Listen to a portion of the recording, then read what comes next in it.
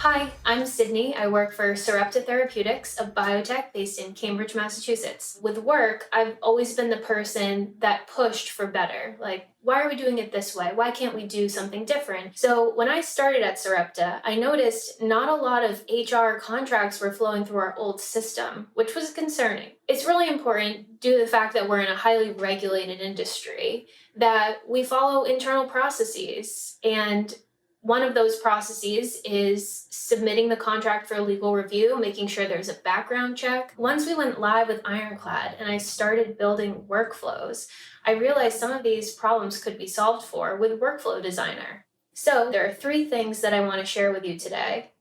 And the first is our use of questions in the launch form. Typically, these questions are used to collect metadata, which I love. But what we did is actually used some of these questions to first validate something that was previously an assumption. So as you can see here, we have a question about background checks. Before, legal just had to assume the background check had been done, but now we have a question here to validate that. The other thing we did is we're actually using the questions to inform the stakeholders and set expectations. So this last question says that you have to give at least 5 business days from the day the contract is signed to the day the new hire can start. So again, kind of a unique way to use these questions in the launch form, but really helpful for us in this process. The other thing I want to show you is what we did in the sign step. So we actually added a question: which executive is responsible? So if the stakeholder were to choose Diane Barry in the launch form, she'd be the signatory in the sign step.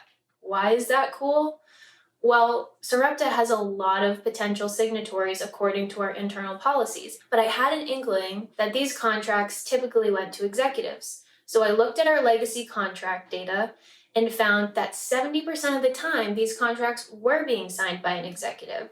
So we let that data actually inform the build. So the last thing I want to share is our use of approvers.